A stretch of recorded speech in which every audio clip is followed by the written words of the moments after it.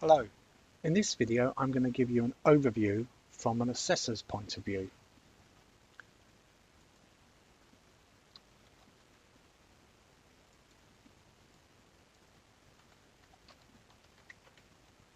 As I said before, the username is always the surname initial, then number. So I log in and this is the loading page, or the page you land on. It shows you any outstanding tasks that need to be done. And as I said in the previous videos, this does only show you 3. But if you have any other additional actions, it will be shown in the red disk. So you have actions. Now this is any tasks that you have to do. And it's showing you there's a piece of evidence. Or it can also show me any that my center, my candidates need to action. So it's showing me here that this learner, Kate Kane, I can go and look at her portfolio and look at any actions that she has. I can go to the portfolio tab at the top there, and now in yours it would show you the portfolios that you have access to. So my candidates actions, and again it would list here my candidates and I can view their portfolio from there. I have the address book where I can access my learners. Should I need to change it if their addresses change or I need to reset their password. Any messages that are generated by the system, it says there's 3. And this is telling me updates that where a candidate's due to be registered or an introduction as it was the first time. So I can just delete these out.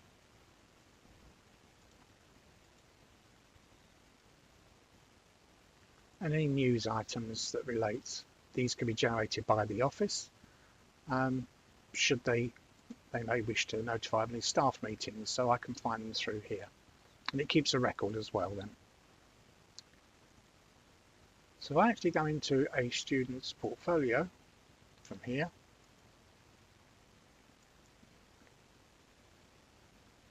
it takes me to their front page. It shows me the qualification, myself, the IQA, the name of the centre, how much storage size is left.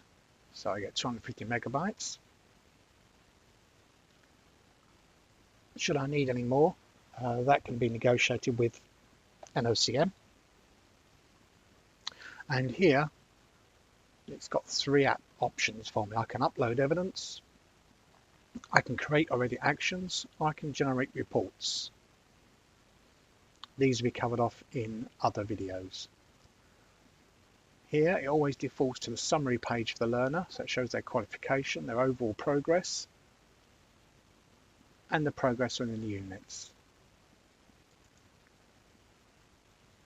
Other areas where I can actually go in and it will show me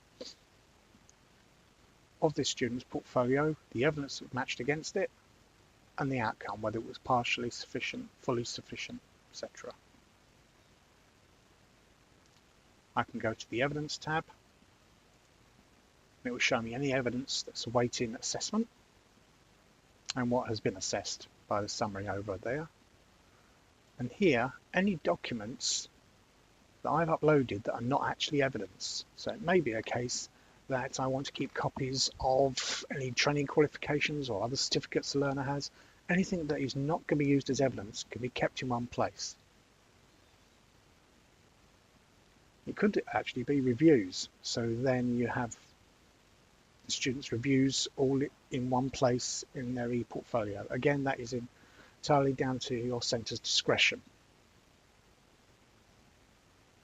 And in the library there at the top is where you can keep any documentation that relates to your delivery, not just this learner. So you wouldn't have to upload it for each learner, but as you'll see there's 2 folders. Now that would actually be the C Skills folder where we put any information that we feel is relevant, be it a QCF process, information about the system, quality assurance, regulatory documents, or Skillsfile help.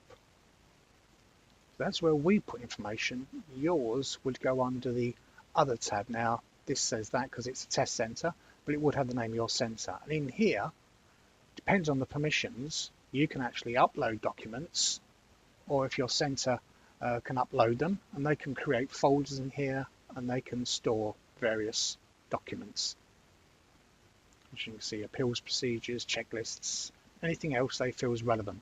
So again, so you have an online storage resource to store copies of any documentation you wish.